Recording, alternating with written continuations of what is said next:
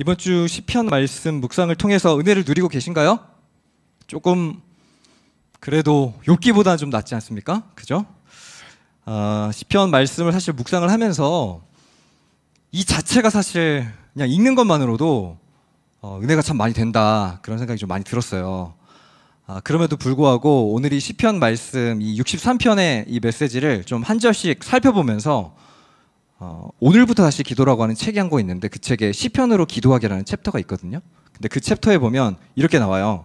시편은 읽으면서 떠오르는 생각을 읊조리면 그게 우리의 기도가 된다. 그래서 오늘 이 설교를 들으실 때 이 설교가 한 절 한 절씩 제가 좀 설명해 주는 내용을 들으면서 그것을 바로 기도로 이렇게 승화시키는 이런 시간 되셨으면 좋겠습니다. 아시겠죠? 네. 오늘 이 본문을 제가 살펴보면서 문득 떠오른 그 책 한 권이 좀 떠올랐는데요. 누가 그러더라고요. 목사님 책을 얼마나 많이 보시냐. 이렇게 책 인용을 너무 많이 하시는 것 같다. 그래서 생각보다 책 많이 안 봅니다. 그냥 발췌독을 해서 이제 몇 군데 중요한 데를 보는데, 예전에 나왔던 베스트셀러인데 저는 안 봤습니다. 미움받을 용기. 혹시 읽어본 분 계시나요? 예, 굉장히 많은 분들이 읽으셨더라고요. 뭐 심리학 책이라 저도 잘 이렇게 보지는 않는데, 이 시대를 살아가는 이 시대가 어떤 마음인지, 어떤 생각을 가지고 있는지 좀 궁금할 때 이 베스트셀러들을 보는데, 그 책의 서문에 이렇게 나오더라고요. 우리 모두 변화를 원한다. 지금보다 더 자유로운 삶, 지금보다 더 행복한 삶, 지금보다 더 성공적인 삶. 하지만 우리는 쉽게 핑계를 대고 쉽게 포기한다. 그리고 이렇게 얘기한다는 거예요. 내가 이렇게 된 건 다 걔 때문이야. 좀 더 부자인 집에서 태어났더라면 이렇게 살고 있지는 않을 텐데, 라는 식으로 과거를 탓하거나 지금 해야 할 일들을 미루고 있지 않는가. 뭐 이게 이 책의 문제의식입니다. 사실 성경과는 다른 전제를 가진 심리학 책이기 때문에 뭐 참고용으로 제가 읽어보기는 했는데, 그 서문 중심으로 그 책의 전제가 이런 거더라고요. 인간은 변할 수 있고 누구나 행복해질 수 있다. 결론의 내용이 이거예요. 그래서 용기가 필요하다는 겁니다. 용기. 자유로워질 용기, 평범해질 용기, 행복해질 용기, 미움받을 용기. 제가 예전에 이제 목회자로서도 살아가다 보면 누구보다도 많이 피드백에 노출된 게 목회자거든요. 한 번은 새벽 예배 설교를 머리를 제가 이렇게 내리고 했거든요. 앞머리를요. 근데 제가 피드백을 받았어요. 답답하다. 그 다음날 바로 올렸습니다, 머리를 제가. 그러니까 그 작은 피드백 하나도요, 제 마음에 이게 신경이 쓰이더라고요. 이런 그 부정적인 피드백은 10개의 칭찬보다 훨씬 더 강력한 거 아시죠? 아마 이 시대를 살아가는 청년들이 이 부정적인 이 피드백에 시달리다 보니까 자꾸만 위축되고 마음이 어려운데, 이 책에 뭔가 자유함을 선포하는 것 같더라고요. 챕터 중에 이런 제목이 있었어요. 모든 고민은 인간관계에서 비롯된 고민이다. 열등감은 주관적인 감정이고, 인생의 타인과의 이 경쟁 때문에 자꾸만 힘들어한다. 하지만 그 책이 철학자와 청년의 대화로 이루어져 있기 때문에 마지막에 그렇게 한 문장이 나와요. 행복해지려면 미움받을 용기도 있어야 하네. 그런 용기가 생겼을 때 자네의 인간관계는 한순간에 달라질 걸세. 뭐 책에 이런 내용들이 엄청 많은 청년들의 공감을 받았고, 뭐 저도 이 책 제목을 머릿속에 알고 있을 정도니까. 근데 저는 그 책 제목에서 한 번 더 질문이 또 드는 겁니다. 그래, 용기를 내야 하는 건 맞는데 용기는 그럼 대체 어떻게 내는 거냐는 거예요. 용기를 내고 싶지 않은 사람이 누가 있겠어요? 자유해지고 싶지 않은 사람이 누가 있겠어요? 근데 용기는 어떻게 내는 거지? 대체 이 미움받지 않을 용기는 어디서 나오는 건가? 저는 오늘 이 저의 질문에 대한 답을 오늘 이 시편 63편에서 발견했어요. 이 시편 63편에서요. 이 시편 63편은 표제어가 하나 달려 있습니다. 그 유대 광야에서라고 적혀 있습니다. 유대 광야에서. 이 63편의 시는 다윗이 유대 광야에서 적은 시입니다. 다윗이 보통 유대 광야에 있었다라고 하면 크게 두 가지입니다. 첫 번째는 사울이 죽이겠다고 쫓아왔을 때 광야에 있었고, 또 한 번은 자기 아들 압살롬이 반역했을 때 유대 광야에 있었습니다. 이 두 가지 유대 광야의 상황이 있었는데, 오늘 이 본문은 유대 광야에서 압살롬을 피해, 자기 아들 압살롬을 피해 지은 시라고 보통 대부분 다 많이 추측을 합니다. 그러니까 지금 이 상황은 사랑하는 아들이 자기 죽이겠다고 쫓아오는 이 정말 숨쉴 힘조차 나지 않는 그런 아주 절박한 상황에서 쓰여진 시예요. 그런데 오늘 이 다윗의 시편을 보면 같이 한번 저희가 쭉 내용을 살펴봤는데 어디에도 절망, 두려움, 염려, 부정적인 것이 하나도 없습니다. 이 시가 너무 귀한 것은 너무 밝아요. 이 시가요. 이 시가 너무 긍정적이에요. 너무 힘이 있어요. 읽으면 우리 영혼에 막 소생할 힘을 줘요. 대체 이게 어디서 나온 힘일까? 두 가지 정도로 좀 살펴봤으면 좋겠는데요. 첫 번째로 다윗은 광야의 길을 내시는 분이 하나님이시라는 사실을 믿었습니다. 제가 되게 좋아하는 찬양이 하나 있습니다. 웨이메이커라는 찬양 혹시 아시나요? 웨이메이커.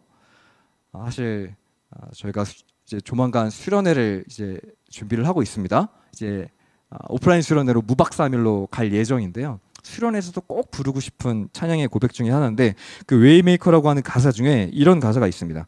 큰 길을 만드시는 주, 큰 기적을 행하시는 주, 주는 나의 하나님, 약속을 이루시는 주, 어둠 속에 빛이 되시는 주, 주는 나의 하나님. 그리고 그 브릿지, 막 이 찬양이 빌드업이 되다가 확 우리의 마음에 확 꽂히는 가사가 이겁니다. 비록 내게 보이지 않아도, 비록 내게 느껴지지 않아도 일하시네, 일하시네. 주님, 주는 결코 멈추지 않네. 광야를 지나갈 때 가장 큰 난제 중에 하나가 어디로 갈지 모르는 방향 감각의 상실인데 오늘 이 다윗은 길을 만드시는 하나님을 분명히 알았던 것 같습니다. 특별히 사무엘하 15장 13절과 14절 제가 한번 읽어드릴게요. 다윗이 압살롬의 이 추적을 받는 장면이 나오는 부분인데요. 전령이 다윗에게 와서 말하되 이스라엘의 인심이 다 압살롬에게로 돌아갔나이다 한지라. 다윗은 예루살렘에 함께 있는 그의 모든 신하들에게 이르되 일어나 도망하자. 그렇지 아니하면 우리 중 한 사람도 압살롬에게서 피하지 못하리라. 빨리 가자. 두렵건대 그가 우리를 급히 따라와 우리를 해하고 칼날로 성읍을 칠까 하노라. 다윗은 지금 역모당한 상황에서 궁에서 쫓겨나게 됩니다. 그리고 광야로 갑니다. 다윗을 지금 죽이겠다고 시퍼렇게 아들, 그리고 정말 안타까운 것 중에 하나는 자기가 믿었던 신복 아히도벨, 이 아히도벨이 압살롬 편을 먹어요. 그러니까 자기가 믿었던 모든 신뢰하는 관계들이 지금 다 깨진 겁니다. 저는 광야가 찾아오는 가장 첫 번째 원인 중에 하나가 저와 여러분의 생각과 계획이 깨어질 때, 그림이 깨어질 때 보통 대부분 광야가 찾아옵니다. 특별히 이 광야라고 하는 것은 그냥 물리적인 공간만 광야가 아니라 여러분이 인생을 살아가고 관계 맺으면서 누군가의 예상했던 그 관계의 계획이 틀어졌을 때 그 관계가 틀어지면 광야가 찾아오거든요. 아무리 왕궁에 있어도 아히도벨의 관계가 끊어지고 압살롬과의 관계가 끊어지면 왕궁이어도 그곳은 광야입니다. 직장도 마찬가지 아닐까요? 상사와의 관계가 틀어지면 거기가 광야가 됩니다. 부모님과의 관계가 틀어지면요 광야가 찾아와요. 사랑하는 사람과의 관계가 틀어져도 광야가 찾아오고요. 그런데 지금 이 다윗은 사랑하는 아들의 반역으로 지옥 같은 광야로 몰려지게 됩니다.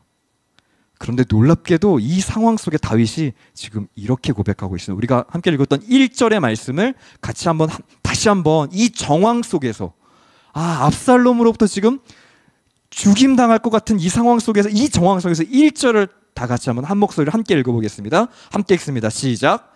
하나님이여 주는 나의 하나님이시라. 내가 간절히 주를 찾되 물이 없어 마르고 황폐한 땅에서 내 영혼이 주를 갈망하며 내 육체가 주를 앙모하나이다.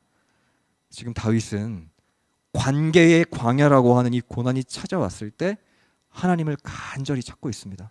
하나님을 정말 갈망하며 찾고 있습니다. 성경에는 시간의 개념이 두 가지인 거 아시죠?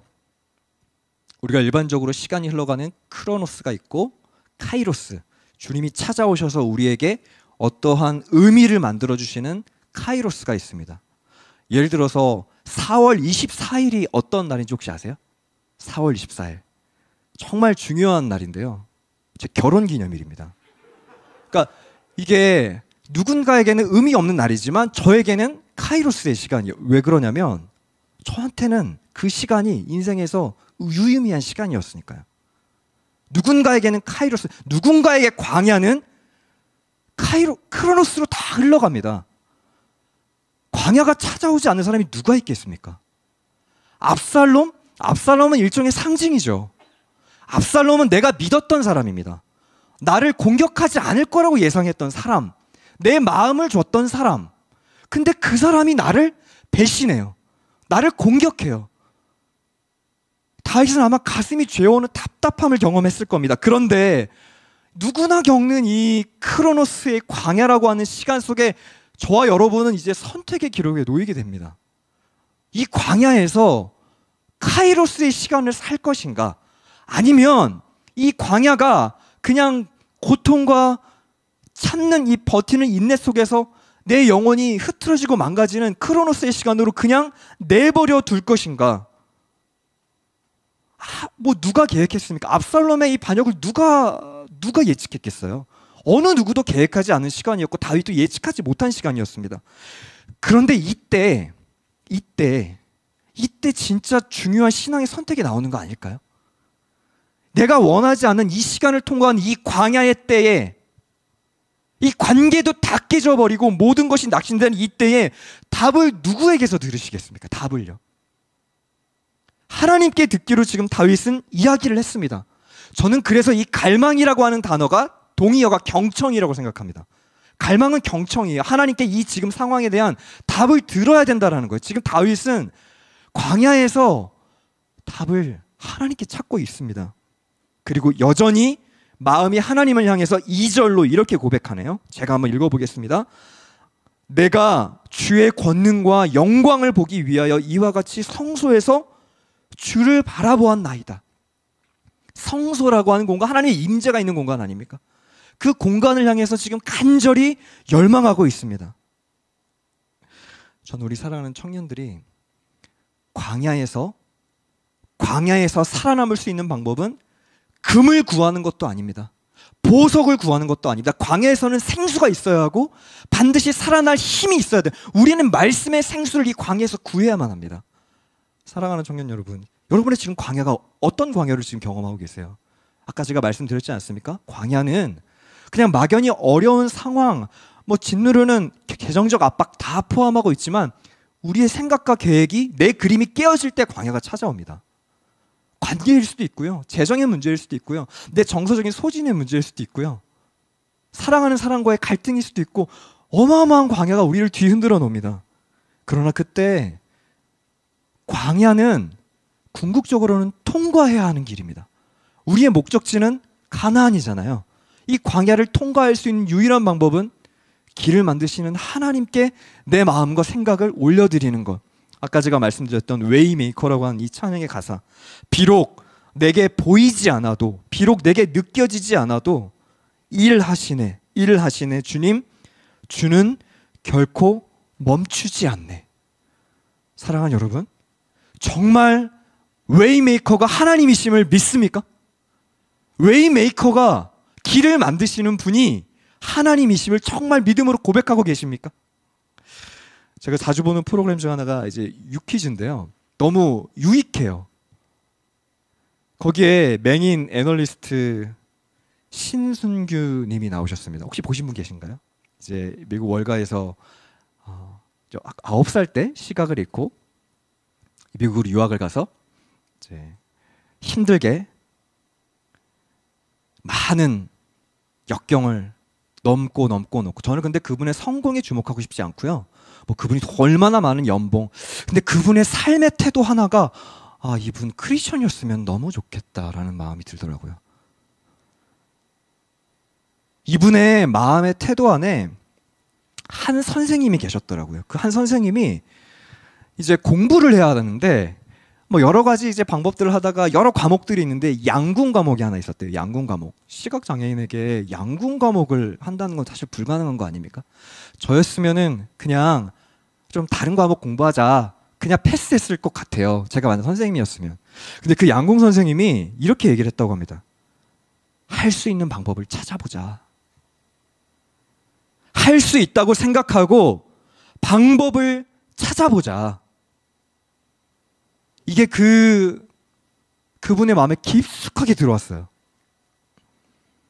손수 만든 자료로 양궁을 할 수 있도록 준비를 해주고 실제로 그 수업을 성공적으로 잘 마쳤습니다. 이분한테 내면에 그게 하나 들어온 거예요.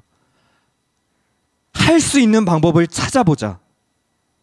한 사람만 나타나면 할 수 있는 방법이 생각이 나는구나. 저는 그 이야기를 들으면서 문득 그분이 스쳐 지나가면서 했던 그 한마디가 딱 떠오르더라고요. 할 수 있다는 믿음이 있으면 방법이 보이기 시작합니다. 제 추측으로는 크리스천이지 않을까. 밑에 연관 그 알고리즘에 신혜라 씨가 인터뷰를 했더라고요. 그걸 보고 올까 말까 하다가 시간이 촉박해서 제가 못 보고 왔는데 크리스천 아니면 어떡하죠? 만약에 어떤 한 사람이 저와 여러분을 지지해주고 그 지지 속에서 우리가 방법을 찾아낼 수 있다면 우리는 앞으로 나아갈 수 있는 길을 낼 수 있는 힘이 생기지 않을까요? 다윗에게 하나님은 그런 존재였던 거예요. 다윗에게 하나님은 할 수 있다라고 하는 믿음을 주시는 능력이 하나님이셨던 겁니다. 그러니까 이 고백이 나오는 거예요. 우리는 이 다윗의 고백을 보면서 어떻게 다윗은 이렇게 고백할 수 있었을까? 어떻게 이런 상황에서 찬양을 할 수 있었을까? 다윗은 지금 절박한 겁니다. 너무 절박해요. 지금 이 상황 속에서. 길을 만드시는 그 하나님을 의존하는 그 믿음. 이것이 다윗에게 있었던 믿음이었습니다. 그리고 두 번째로는 침묵과 고요의 시간으로 들어갈 때 우리 안에 용기가 생깁니다. 침묵과 고요의 시간으로 들어갈 때. 제가 오늘 이 본문을 묵상하면서 유다 계속 대조되는 한 인물이 떠오르는 거예요. 사울이었는데요. 사울도 광야의 시간을 통과를 했거든요. 다윗처럼. 근데 같은 광야라도요. 그 광야를 거치는 방식이 다릅니다. 사울은 광야에서 사위 다윗을 죽이기 위해서 혈안이 돼서 인생을 탕진하고 낭비해버립니다. 반면에 다윗은 하나님을 찾아가요. 이 두 사람의 대조의 결과가 뭡니까? 한 사람은 광야에서 짐승이 되어갑니다. 짐승. 인간성을 상실하고 사위를 죽이려고 하는 인간성을 상실해버리는 짐승이 되어가요. 하지만 다윗은 하나님을 바라보면서 하나님을 찬양하고 노래하는 시인의 삶을 살아갑니다. 그의 이 모든 시편의 고백은 시인의 고백이에요. 아름다운 시인의 고백. 찬양과 묵상과 기도를 결정하고 이 시간을 통해서 하나님의 사랑을 기억해내고 그분을 찬양하기로 결단하고 예배하기로 결단합니다. 그 고백이 3절과 4절의 고백이에요. 이 3절과 4절이 저희 이 청년부의 고백이었으면 좋겠습니다. 우리 3절과 4절 말씀을 다 같이 한번 한 목소리로 다시 한번 읽어보겠습니다. 함께 읽습니다. 시작. 주의 인자하심이 생명보다 나음으로 내 입술이 주를 찬양할 것이라. 이러므로 나의 평생에 주를 송축하며 주의 이름으로 말미암아 나의 손을 들리이다. 예배하겠다라는 건데요. 저는 가끔 한 청년들이 저에게 그런 질문을 드릴 때가 있어요. 목사님, 예배에 현실 도피하는 거 아닙니까? 예배 현실 도피하는 거 아닙니까? 감정적으로 힘들고 상황이 어려우니까 그냥 교회 안으로 도피하는 거 아닙니까? 예배는 현실 도피가 아닙니다. 참된 자유를 누리는 그 믿음의 자리로 나아가는 결단입니다. 압살롬에게 매이지 않기로 결단하는 겁니다. 지금 다윗은 광야에 있지만 압살롬을 묵상하고 생각하면서 압살롬에게 매인 인생을 살아가지 않아요. 여러분 생각해 보십시오. 관계에서 광야가 찾아왔을 때 우리 누구 묵상합니까? 그 사람 묵상하지 않습니까? 그 사람? 그 놈, 그 자식 자꾸 묵상하잖아요. 우리가 그 한 사람에 대해 잘못, 걔만 없었으면, 그 상사만 없었으면. 하지만 이 예배는 환경에 지배당하지 않기로, 사람에 지배당하지 않기로 결단하는 자유를 선포하는 시간입니다. 나는 압살롬에게 지배당하지 않겠다. 지금 압살롬이 나를 죽이려고 쫓아와도 압살롬에게 나는 내 감정을 내어놓지 않겠다. 진정한 자유를 누리는 시간이 바로 이 예배의 시간입니다. 어느 누구도 우리의 내면을 침범하지 못하게 하나님만을 예배하겠다라고 결단하는 시간. 이 하나님을 예배하는 예배자의 결단이 바로 5절의 고백입니다. 제가 한번 읽어볼게요. 골수와 기름진 것을 먹음과 같이 나의 영혼이 만족할 것이라. 나의 입이 기쁜 입술로 주를 찬송하되. 너무 역설적인 고백 아닙니까? 궁궐에서 만족함이 없었던 다윗인데요, 오히려 다윗은 지금 광야에서 만족하고 있습니다. 사울은 궁궐에서 호의호식하면서 유일한 자신의 만족을 사람의 인정과 사랑과 칭찬으로부터 받았잖아요. 그러니까 사람으로부터 오는 사랑 때문에 미친 사람이 사울 아닙니까? 짐승이 되어버린 사람이 사울 아니에요. 광야에서 다윗 붙잡겠다고, 이 사람은 하나님으로부터 완전히 관계가 단절되어서 다윗의 그 업적과 다윗의 성경에 인생이 지배되어 버린 사람. 하지만 다윗은 그렇게 안 삽니다. 다윗은 하나님의 사랑을 알았고, 그 사랑 말고 다른 사람의 인정과 칭찬과 그 따뜻한 말, 격려에 매이지 않았습니다. 저는 오히려 때로는 사람의 칭찬과 사랑과 격려가 우상이 될 수 있다고 생각합니다. 때로는요. 좋은 평가를 받고 싶은 목회자인 저는 가장 큰 이 유혹에 사로잡히는 사람이 바로 목회자거든요.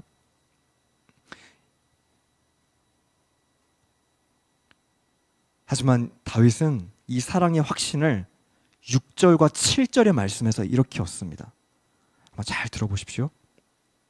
내가 나의 침상에서 주를 기억하며 새벽에 주의 말씀을 작은 소리로 읊조릴 때에 하오리니 주는 나의 도움이 되셨습니다. 내가 주의 날개 그늘에서 즐겁게 부르리이다. 이 새벽의 침묵과 고요의 시간에 주님을 만났습니다. 다윗의 찬양은, 다윗의 이 고백은 그냥 자연스럽게 터져나오는 고백이 아니라요, 저는 오늘 이 본문을 묵상하는데 이 다윗의 찬양이 절박하게 들리더라고요. 이 찬양을 하는 게 저는 다윗의 발버둥이었다고 생각해요. 다윗은 지금 찬양을 하면서 내면에 지금 들어와 있는 압살롬으로부터 오는 두려움과 절망으로부터 발버둥 치면서 이렇게 고백하는 겁니다. 원수들에게 내 감정과 마음을 빼앗기지 않겠다. 압살롬에게 내 마음을 뺏기지 않겠다. 환경에 내 마음을 뺏기지 않겠다. 이 발버둥이 찬양이 되고 기도가 되고 마음을 지키는 힘이 됐던 거 아닐까요? 그리고 정말 마지막, 이 기도의 마지막 클라이막스는 저는 9절하고 10절이라고 생각합니다. 나의 영혼을 찾아 멸하려 하는 그들은 땅 깊은 곳에 들어가며 칼의 세력에 넘겨져 승냥이의 먹이가 되리로다. 심판을 하나님께 맡겨드리고 있습니다. 저 사람 내가 어떻게든 무너뜨려야지. 저 사람 내가 어떻게든 막아야지. 그렇게 안 합니다. 다윗은 원수 갚음을 하나님께 맡겨드리고 있어요. 사랑하는 청년부 공동체 여러분, 원수 갚음은 하나님께 맡겨드리는 겁니다. 악인들이 존재해요. 압살롬 존재합니다. 아히도벨도 배신합니다. 하지만 그 압살롬과 아히도벨이 여러분의 인생을 결정하게 두지 마십시오. 여러분은 주 안에서 하나님이 여러분에게 주신 고요한 인생을 살아가시길 주님의 이름으로 축원합니다. 매이지 말고 그들에게 내 감정과 인생을 맡기지 말고 하나님 앞에 여러분의 인생을 살아가십시오. 여러분의 고백을 드리며 광야를 지나가는 이 청년부가 되기를 주님의 이름으로 축원합니다. 말씀을 정리하겠습니다. 하나님께서는 이 광야를 지나가게 하실 때 비로소 우리에게 보이는 것들을 허락하시기 시작합니다. 광야는 그냥 우리가 훈련만 하는, 우리를 다듬기만 하는, 이렇게 막 모난 것을 이렇게 깎기만 하는 그런 시간이 절대 아닙니다. 이스라엘 백성들이 광야를 통과하면서 지나갈 때 수없이 많은 은혜들을 경험했던 거 누구보다 잘 알고 계시지 않습니까? 광야로 안 왔더라면 결코 알 수 없었던 은혜의 신비들, 구름 기둥, 불 기둥, 어마어마한 그 이스라엘을 이렇게 잡고 계셨던 그 하나님의 그 붙드심이 광야에서 다 펼쳐졌잖아요. 홍해가 갈라지는 거 광야 안 갔으면 어떻게 받겠습니까? 아, 이 생수, 반석에서 일어나는 생수 하나님이 주시는 거구나. 이거 광야 안 지났으면 어떻게 알았겠어요? 그리고 마침내 그 광야의 마지막에 클라이막스는 뭔지 아시죠? 성막이에요. 성막.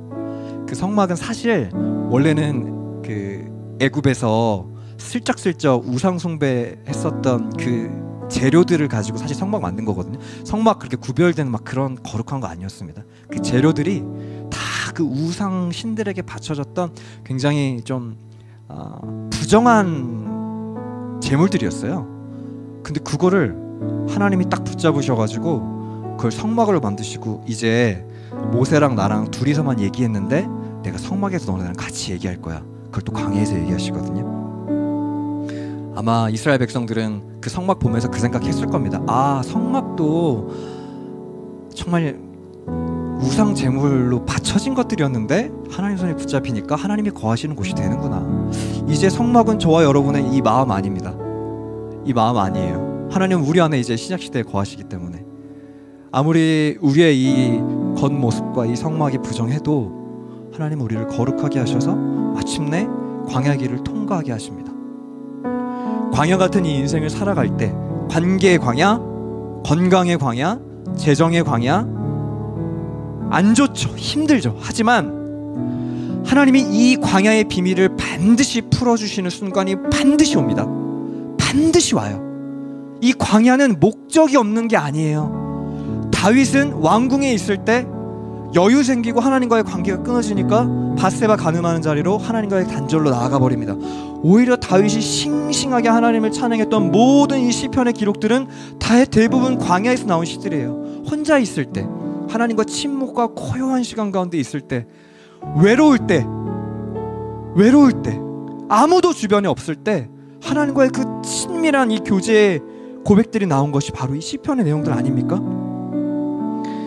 하나님께서는 우리의 광야에 반드시 목적이 있으십니다.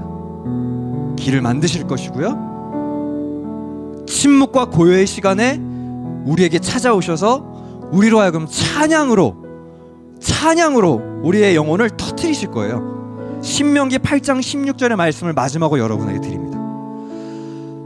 네 조상들도 알지 못하던 만나를 광야에서 내게 먹이셨나니 이는 다 너를 낮추시며 너를 시험하사 마침내 내게 복을 주려 하심이었느니라. 마침내, 광야 그냥 굴린 거 아니다. 마침내 세상이 알지 못하는 복을 주기 위해 광야를 통과하게 했다. 이게 하나님의 계획입니다. 오늘 이 시편의 고백을 기억하시면서 오늘 이 시편이 여러분의 기도가 되셨으면 좋겠습니다. 이 기도 제목을 가지고 하나님 앞에 찬양을 발버둥쳐 보십시오. 찬양이 나와서 돼서 나오는 사람이 어디 있겠습니까? 찬양은 찬양을 통해 우리 안에 있는 압살롬을 쫓아내버리는 행동입니다. 영적인 싸움입니다. 그래서 기도가 돼서 하는 사람이 어디 있겠습니까? 기도를 하면서 하나님을 간절히 부르짖으며 그 하나님이 내 삶에 통치해 주시기를 초대하는 발버둥치기입니다. 신앙생활은 그런 겁니다. 오늘 이 찬양과 기도의 시간을 통해서 발버둥쳐 보십시오. 광야를 걸어가게 하시는 그 하나님 앞에 따져보시기도 하고 그 하나님 앞에 간절히 여러분의 마음을 다 올려보십시오. 오늘 이 기도 제목을 가지고 주 여호와는 광대하시도다. 저는 다윗이 이 고백했을 것 같아요. 주 여호와는 광대하시도다. 그 거룩한 하나님의 성에서 찬양할지어다. 주 승리 우리에게 주셨도다. 모든 원수 물리치셨네. 엎드려 절하세. 오늘 이 찬양의 고백으로